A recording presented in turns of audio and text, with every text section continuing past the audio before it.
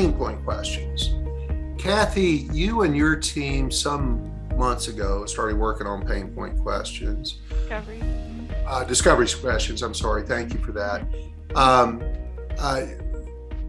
Do you have those handy and can share some of those with the team right now? Probably not that handy. They're in the middle of my manual. Okay. So at some point, if you've got a digital copy, it might be helpful to send it out to this entire group as thought starters. Okay. Right. Mm-hmm. And making sure that we're polishing up and you got to make these questions yours. And the art of a good discovery question is it's an open-ended question. You never ask a question that can be answered with a yes or a no. But tell me about your prior experience. Tell me about some of the challenges you're facing in your business. How is your business? What's the trends been like? Hey, I've been hearing this from some of your competitors. Tell me about your experiences with this. So who, what, when, where, how, tell me more. Those are the kind of things that that create great discovery questions. Another tactical point is going to be really important because this may be a 30 or 45 minute response from your prospect or your client. Take notes, because I got to remember what to repeat back to them later. And I'm certainly not being a court reporter on this, but I'm gonna write down the bullet points so that I can remember when I get to the second step to be able to repeat it back to them, that I am going to be able to remember that and hit on all the salient points. Another key, I'm going to say it one more time because it can't be said enough. Don't solve yet. Wait. Just keep asking questions. Wait for it. Probe. You may have 10 discovery questions, 15 discovery questions. You may or may not get to all of them based on the responses you're getting, but it is important to probe. And from an active listening standpoint, and Larry described this a little bit as a passive listening, which it is to some degree.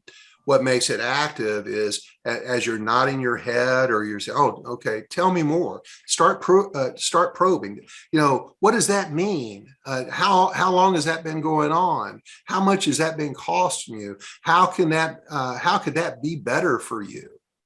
And now you can't write all those down onto a list of discovery questions because that's got to come naturally and internally. You get better and better at it as you utilize your discovery methods. But you want to get as much information as you can, and that's the active part of the listening, is asking probing questions to get to a deeper understanding of what your client or your prospect is looking for. So taking those notes is essential, because now we're to the next step, which is now I've got to repeat it back. I've got to paraphrase it back. This often is not a step that people who are out there in the selling profession do. They listen. They may ask discovery questions. They listen, then they go to a presentation. And would that improve the likelihood of sale? Sure, it will. It's not maximizing the likelihood of sale. Taking this step right here, when added to your approach, to your sales repertoire, when you say, well, thank you very much for sharing all that, Sam. Let me make sure I got this right, and repeat or paraphrase based on the notes you've been taking. You got your legal pad, you're taking it on the phone, however you do it. Refer to your notes, repeat or paraphrase it back to them in your words, but by doing so, that creates an immediate positive impression on whoever you're sitting with. It's essential that you do that. And then keeping in mind that if they bring up a pain point and then we solve that pain point immediately, we may be missing a deeper or higher need because we're not getting that out. They may cut off the discussion if we pitch too soon.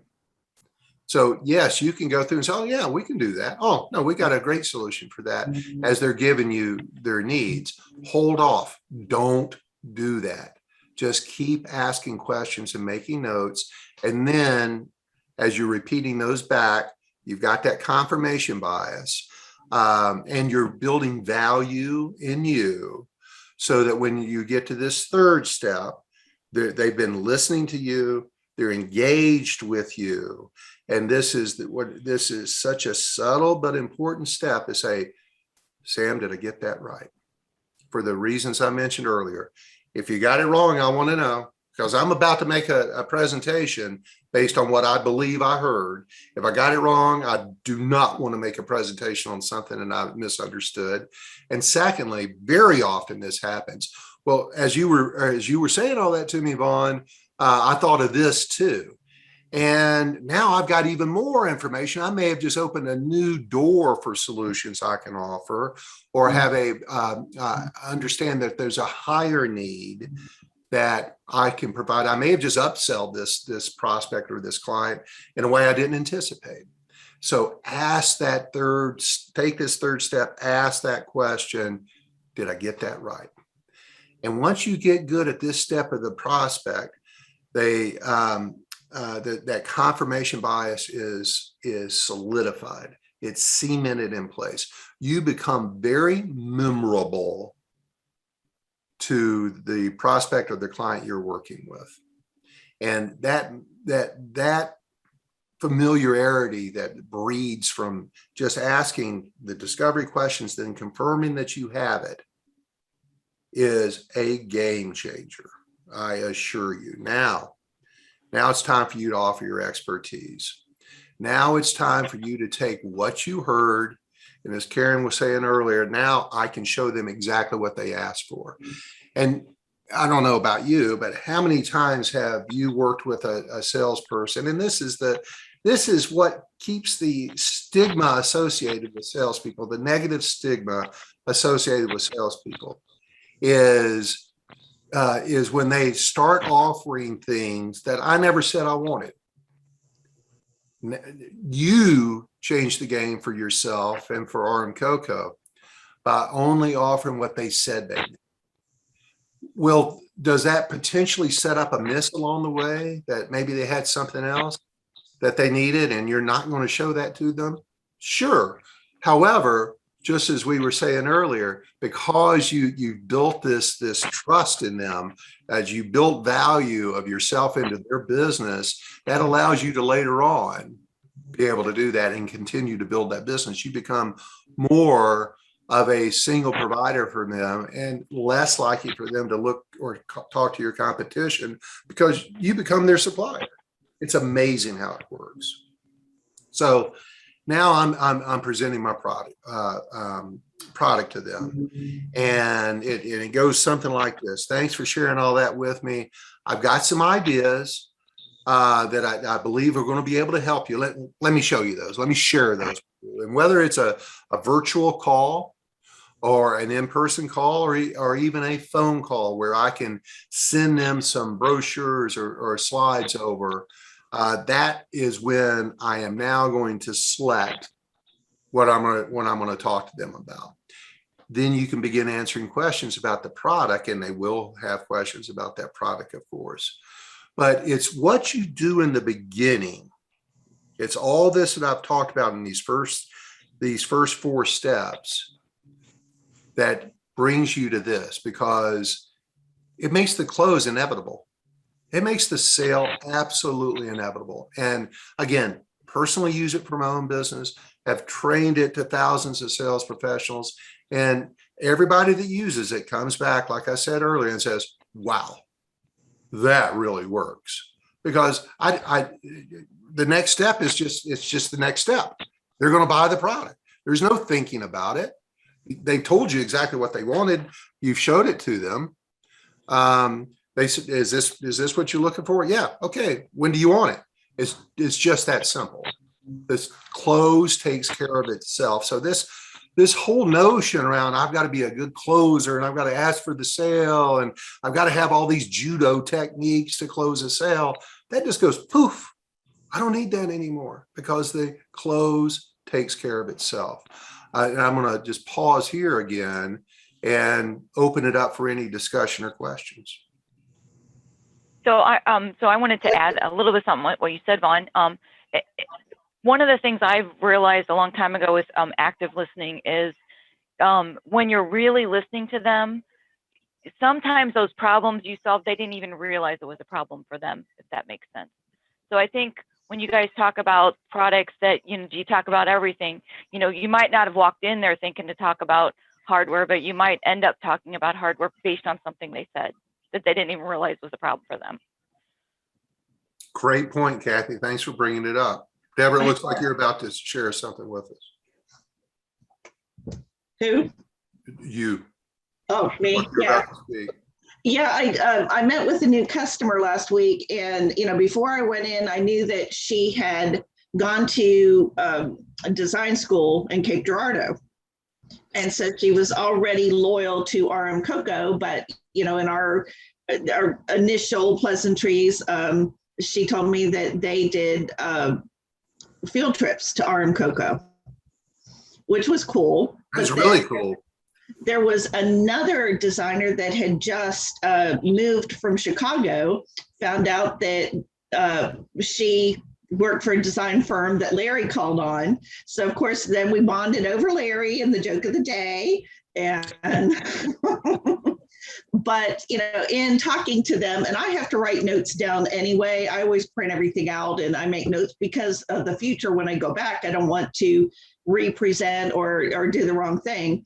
But, they were talking about they sell a lot of shears and they like a coastal look. So then when you're going in, that gave you a good start with one of our products. But then that leads to another opportunity for indoor outdoor and shears, which leads to an opportunity for indoor outdoor trim and indoor outdoor hardware. Beautiful how that works. So Vaughn, this is Terry. Hey, Terry. So are you kind of focusing on us selling samples? Is that sort of the point of this? It's whatever you want to sell, Terry. It's whatever you've got to offer. Well, I mean, you're saying then, they'll buy the product is what you finished with. Mm-hmm. So you're saying they'll buy the samples we're selling, but then when you leave, how do you get them to place orders? Okay, so how does that help that? Not being completely familiar with your sales process, hopefully you've got the samples that they can look at while you're presenting. If you don't, it may create the need for a second meeting or a presentation meeting, Terry, where you, hey, buy the samples. Then once you get them, I'm going to check back and let's go through and talk about what some of your needs were and how these products are going to be able to help you. Is that work, Keith? Yeah. Kathy? All right. Yeah, I mean, that's what I do. Yeah, that's what I'm trying to say is what you're presenting here today. I'm trying to say what is this geared towards? Is this geared towards us getting a new client? Totally a new prospect? Is this geared towards selling samples? What are you gearing your presentation that you're telling us to use? What do we gear that towards? It's whatever the next step of the sale is all of those things. It's all those things. It's yes. Right. Not to sound glib, but yes. It's whatever you deem is the next step. It could be samples. It could be an order. It could be a follow-up presentation. It's whatever the next logical step is. So just tailor it to the situation. Absolutely. I think the idea, Terry, if this helps, is the active listening should hopefully gear you towards what that next step is, right? So it could be a project. My next step is getting them to order once I'm gone. Right. That's my problem. So how do I gear that towards that? What can I do? Because I get the accounts. I just need to get, and I sell samples. So how do I get them to order with that? I mean, I call them back, they don't answer the phone. They don't give me another appointment. I mean, what do I do after that with this? How do I? Now I understand further your question, Terry. Right. I'm trying to gain, insight onto what can I do next. Because I'm not getting my sales up with my new accounts. So I'm trying to make them what I've trained them. I've done this. What do I do next? All right. So I'm going to say this, Terry, and then anybody else that has a comment that does this every day, which I don't, please, I welcome your comments. But Terry, probably what's missing is you're selling the sample, right? And I understand what you need. Here's the samples. They're going to be able to help you with those needs. I've got to get those to you. And once you get them, it's going to take about a week. Let's go ahead and set an appointment for me to follow back up. How does next Tuesday at 1 o'clock work for you? 1 Well, o'clock. I'll be in a different city then. But you can make a phone call, can't you? I don't know the road. It's pretty hard. It's got to work around your schedule, Terry. You're making it hard on me here. Well, I'm sorry. I'm trying to make it. I'm trying to get. I'm not trying to make it hard on you. I'm trying to figure out how do I do it really to get my sales up. Absolutely, and I'm trying to help you. You know your schedule. You look at your. So basically, just tell them in 3 more weeks or 4 more weeks. Let's follow up. More than 7 days, you're going to lose the sale. Okay. All right. And so please file that away. Pull your calendar out and say, hey, listen, I'm going to follow back up with this on a week after you've got the samples. I'm available Wednesday at 1 o'clock. Does that work for you? Yes or no? And if it's not Wednesday, we're going to find a time within a couple day window from Wednesday that they've got 30 minutes or an hour to talk to you again. And then I'm going to send them a calendar appointment for that phone call. Or okay, so we're going to do the follow-up by phone. Phone or preferably Zoom, because being able to see each other is a game changer too. And that really gets hard when you're on the road. I understand what you're saying.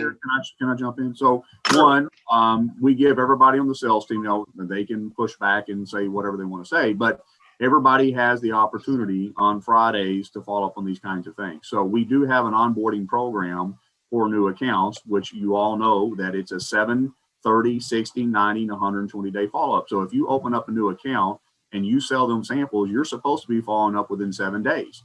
And everyone knows part of that 7-day follow-up, especially if they've invested in samples or we've given samples at no charge, that you want to confirm, hey, did you receive the samples that I sent you? Do you have any questions about the samples that I sent you? Do you have any projects that you're working on that I can assist you with? And then maybe that's the time you schedule another appointment for a later date to get more in-depth training on the samples that they purchase, because you're not going to have that opportunity in that initial meeting to really give them the training that they need to understand it, to break the habit of using who they were using before.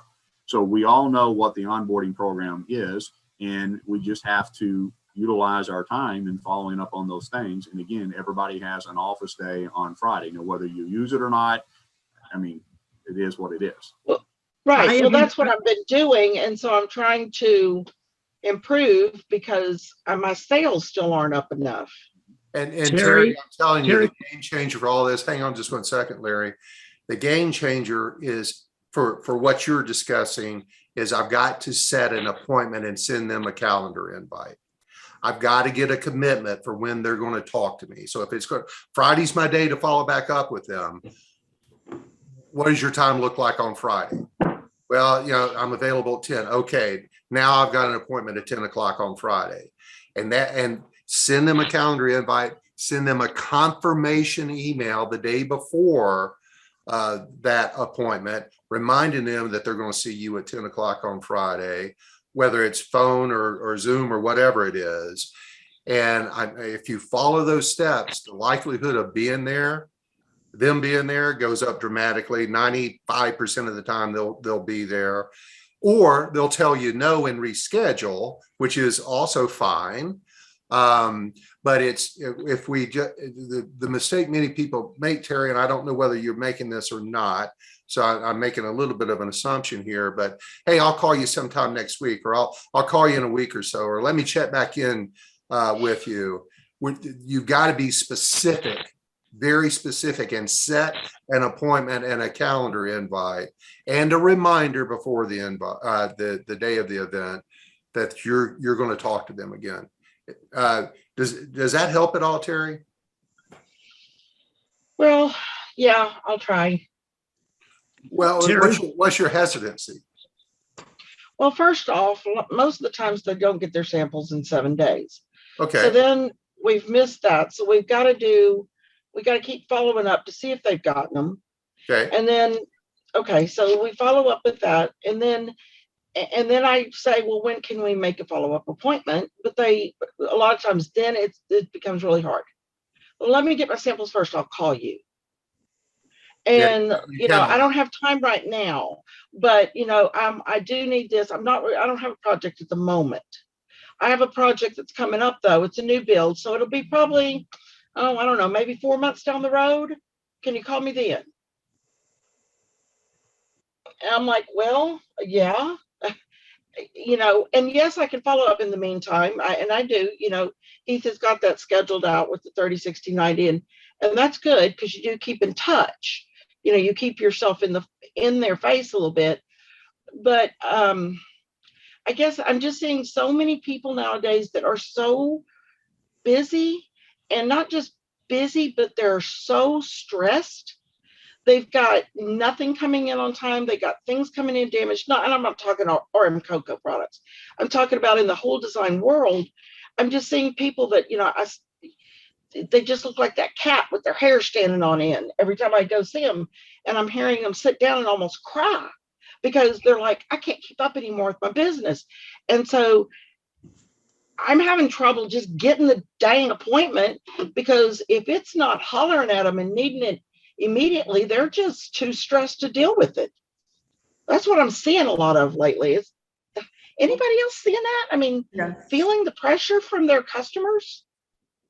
Terry, I have an effective door opener on a new account after they receive their samples, because customers are not only going to remember a small portion of what we talk about in that first meeting, and after they get their samples, I'm going to remind them that if they give us a custom order, that we will give them a 20% discount on fabric and labor.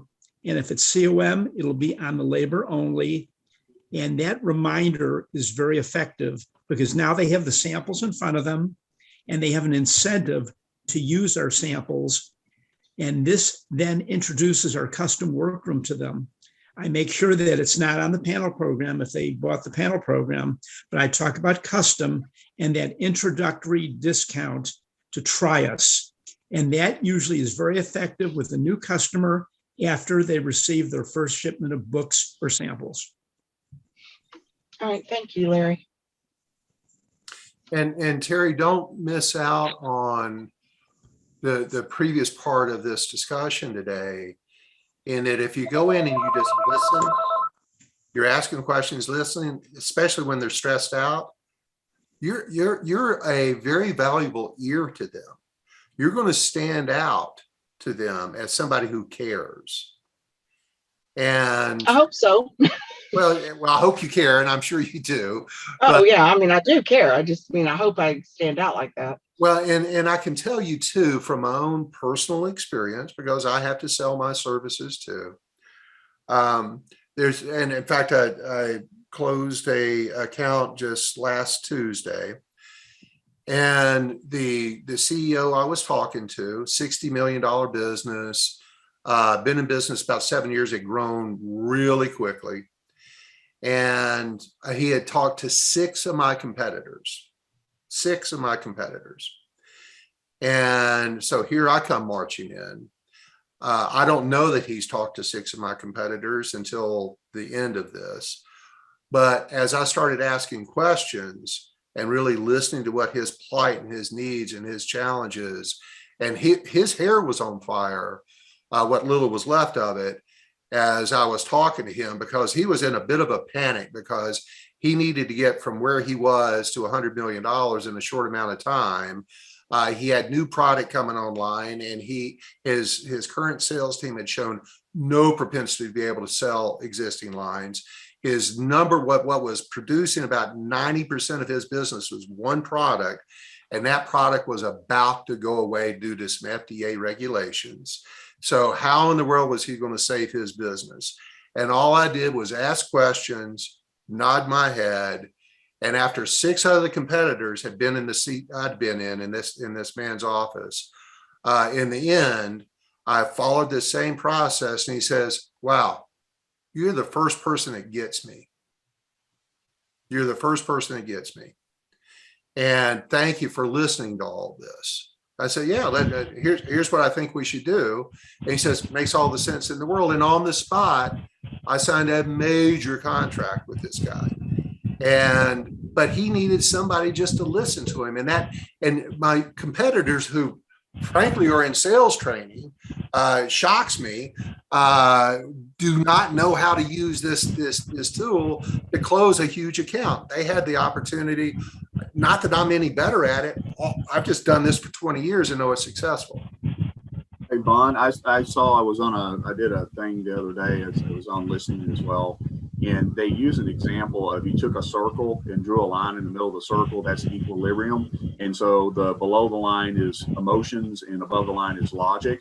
And so when people are upset, even if we're dealing with customers that have a problem, that line starts to go up, and it goes up and it squeezes the logic part of their brain. And if you don't put a release valve on there, it can't go back to equilibrium. So one way you do that is what you were saying, is just listening.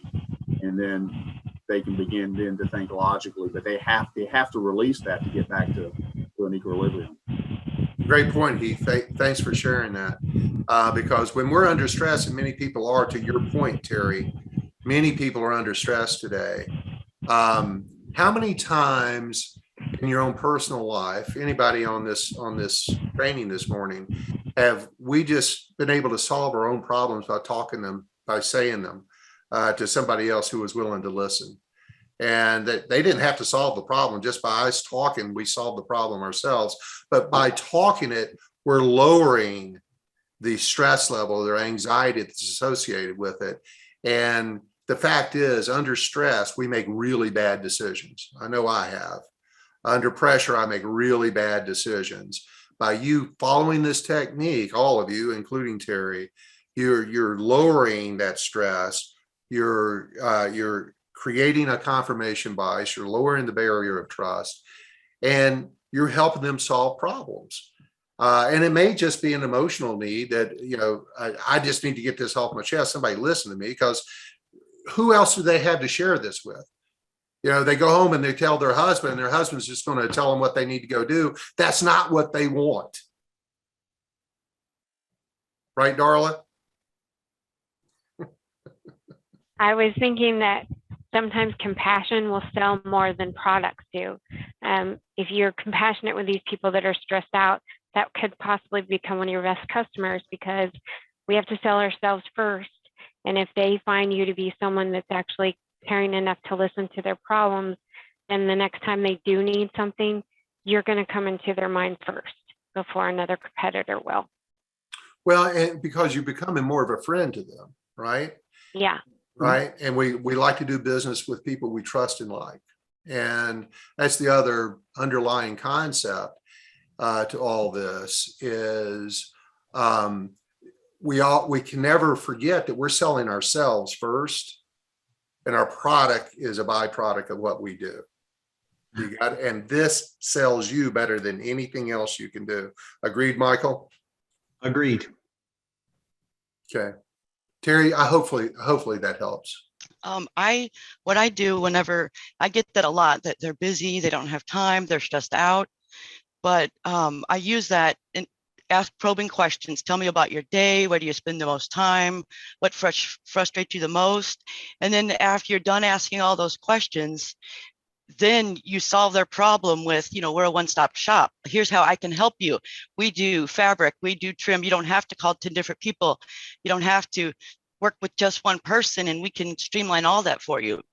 And then by the time you're done with that, they trust you because you've listened, you've summed it up, and you get how they're feeling, and then you've solved their problem. But then they usually say, what do you recommend that I order? As far when you're doing samples, what do you recommend that I order? Because you've listened and they trust you at that point. I love that you've had that experience, and I love that you're using this technique. Congratulations on that. And you're seeing the benefit of doing it, because they really do. They sell themselves in the end. They want to do business with you. Well, when you're recommending the samples, what is selling the best for you in your territory, but also for the company. We know what our top selling fabrics are, what our top selling samples are, and what to recommend. That's right. That's right. We have an advantage because we have beautiful fabrics, and we can throw a few fabrics out on the table and you can watch their eyes. And if they see the Smart Move waterfall in 65 colors, and you tell them that we can make draperies under $80 a panel up to 90 inches long, they may bite on it. On the other hand, they may say, wow, then you know how to tailor make your presentation going forward. You got a significant answer or channel of what floats their boat. Okay. And we've got beautiful fabrics, whether it's the gemstones, whether it's our hardware or trim or whatever. We can test the waters by putting a couple fabrics out there on the table and seeing if they pick up on it. Okay. You got to be a student of psychology in this business. Amen. Okay. Amen. One of these days, I'm gonna finish my degree in that. I've been a lifelong student, however. Never can stop learning. No, shouldn't. Anybody else have anything to add to this? Great comments, everybody. And thanks for participating. All right, just a little technique to remind you. If this is something you really want to work on, you want to get better at, you've got to self-redirect yourself. And if you catch yourself talking too soon or butting in, pitching before you've gotten through this entire process where you've asked the questions, you paraphrase, you confirm that you've gotten it right. If you catch yourself, this is something this is just what I do. You can find your own way, but I picture a stop signal, and I catch myself and I hold myself back. Okay, shut up. Go back to asking questions. Don't start talking too soon. And I've got to have that trigger to help me remind myself that I'm getting involved too soon. I need to be a little more passive in seeking information. So whatever it takes for you to remind yourself, if you catch yourself talking too much, dominating the conversation, going into your presentation too soon, stop, back up, ask more questions, reset yourself. Because again, as you're practicing this, it takes time to make it natural. So thank you all very much for this. Let me just give everybody a little bit of homework. Heath and Kathy, we've put the discovery questions out there. Kathy's going to send them out to everybody.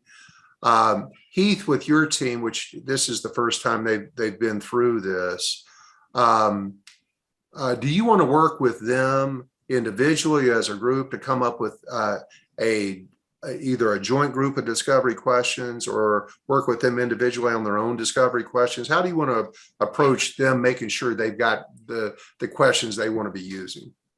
So what I'll just have them do is I have each one of them come up with some of the pain point questions that they're using. And then what we'll do is we'll discuss them on our next Zoom sales team training that will, not this Friday, but the next one we'll do. We'll review them and discuss them. Okay, good. The rest of the team. And I love the group approach, because even if you've got a set of discovery questions, as you talk about them together, I promise you somebody's going to say, oh, that's a great one. I want to start using that. Or, oh, I never thought about that. So there's going to be some nice remodeling and additions to what you're currently doing if in fact you're using this discovery process. But once you've decided, once you've aligned yourself to these are the questions I'm going to ask, this becomes your playbook. You got to do it every single time you're in the game. This is what I'm going to do every time. You got to commit to it. Again, this is the way I learn. I tend to write stuff down. I like to have reminders. So for years, I carried around my list of discovery questions in a something I had laminated, and I just kept it inside my portfolio. I kept it to the side. For the most part, I kept them memorized. But if I know that I've got, here's the point to that. If I know I've got the next questions I can easily access, I'm not thinking about the next question. What do I need to ask next? So it relaxes my mind to be able to listen to the response. And now I've got an easy cue to go back and get to the next question. So having them written down, there's no shame in having them written down and sitting next to you. And so that you got easy access to them. In time, it'll become so natural you will not need that anymore. But I show you that because I still got that from 20 years ago, and I've shared it with many people since. So that's a great best practice. Have something you can make notes on. Always be writing these things down. And for CRM purposes, goldmine purposes, in your case, anything you can record during the course of this conversation to make note of and then refer back to later is awesome information to have for yourself. You will not remember it. Right, Heath? Yes, sir. Okay. Of course, the old-fashioned way, paper. But Well, he says that I do this. I print. Say this is for a new account, and so I'm first time I've met with them. They're brand new, 0 sales, but it has their account number, all of that information. But also I'm writing down our notes from our conversation, what I've given them, what I've presented to them. I also will print their login information for the website. Because that's always something they miss. And I have a little new customer packet that I always give them, and I make sure that I make those notes. But then I don't get rid of this. I save this, and there's a business card attached to it too, but I save this, and the next time I call on them, I pull this out. I may add maybe they've placed an order since then. So then I'll print out their new, the thing from Snapshot with their sales, and I will attach it all. Yeah, it's a lot of paper. It's a lot of dragging things around, but I'm organized, and they appreciate those notes. Vaughn, remember when I was telling you about the person on my sales team that prints and documents everything? That's it. I just heard from her, didn't I? Yeah, you just heard from her. She's the #1 customer at Office Max for reams of paper. It's called the Deborah Evans aisle, right? Yeah. It's not aisle. So true. Queen of something. Hey, Vaughn, I want to share with you in the group a story of a successful salesman. Okay. This manager at a Cabela's type of store is spying on one of his salesmen to see how he does. And he's waiting on a customer, and he sells him a fishing rod and reel. And he rings up the sale, and then he says, hey, how would you like some lures for your fishing? Sells him a bunch of lures. He says, you're going to need waders and boots as well. And he sells him waders and boots. He says, how about a life vest and a depth finder? Ends up selling him a boat and a trailer hitch, and the guy spends $20,000. So the manager says, you're a phenomenal salesman. The guy comes in for a fishing rod and reel, and you sell him all this? Says he didn't come in for a fishing rod and reel. He came in for directions. Now that's a salesman. That's a salesman. Yeah, absolutely.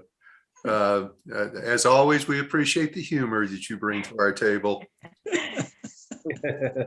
All right. So, Kathy, any other points you want to make with the team regarding what we discussed today? Not really. I mean, I think that we still need to, I like to fine tune our discovery questions. So I'm going to take the list and I'm going to forward it to the inside team. And then you guys think of other ones that you're using that work good. I'd like to update the list. So that's my probably add on. Other than that, I mean, active listening is something that I think we do every day in our lives, and it should be hopefully easy to carry into the sales. Thank you. Heath, anything else you want to add to this? I enjoyed this training module. I think it's important. I think it's something that we all have to work on. It's easier said than done. I think we probably all think that we're good listeners. I heard the other day that a person's brain can process 400 to 450 words per minute, but we speak 100 and 150. And so that means there's a gap and we tend to wander in our minds and not focus and really intently listen to what people are saying. So I think this is a good training session for that. And then also just discovery questions. It's so important, especially for the outside sales team, is that we're asking the right questions to understand how we position our presentation. And I think it just upgrades, as you said, the level of the sales team compared to our competition, who are going to be the ones that are just going to come in and just try to sell. And we are a relationship selling culture. And so if you're going to be that pushy salesperson, they're not going to want to see you the next time that you call, because they know you're just going to hound them for something. And so to have that relationship where you're a problem solver and a solutions individual is very important. So I think that this was a good training session. Thank you, Vaughn. And what you just said just reminded me of something. You know, I've always said service after the sale, being a problem solver and consulting with them and helping them with quotes and orders and resolving things. Yeah, well, I lost my train of thought there. Yeah. Absolutely, I agree with you. Yeah, and in the end, you know, I think I'm not sure where you were heading, but a couple key points. Always remember you're selling yourself first. This sells you better than anything, and then you're a problem solver. You're not really trying to sell them something they don't need or want. They've just told you what they need and what they want. So you're just providing the solution based 100% on what they told you they needed. Well, I guess that was my point. We're not always trying to sell them something. We're not always going to them with our hands out. We have solutions for them instead of, you know, and maybe they will buy a sample, but that's not the intent of our contact with them. Agreed. Kathy, Heath, thank you very much for having me in today. Are there any last points or questions before we depart and go start our Friday? You guys are deeper into your Friday than I am. Vaughn? Michael. Yeah. You know, I was thinking when we were talking about discovery questions, that how many times I'm thinking to myself, I have an existing account I've been calling on for years, and I think I've covered everything with them. I go in to try to sell them a new program or new opportunity, but how many times I'm thinking to myself, I should be going in also revisiting those discovery questions again, not just going in after my target, but you know, making that a part of the call also. Key point, Michael, and thank you so much for bringing that up. That's brilliant. Try that. Let us know how that works. Anybody else? All right. Thank you all so much for this today. I love seeing you guys once a month. Go practice this. Start today. The sooner you start utilizing what you've learned today, if you're not utilizing it today, the sooner you'll start getting the benefits of it, and you will be impressed. So have a great weekend, everybody. Have a fantastic Labor Day, and we'll talk again soon. Thanks, Vaughn. Thanks, All right. Vaughn. Bye, y'all. Bye-bye. Bye.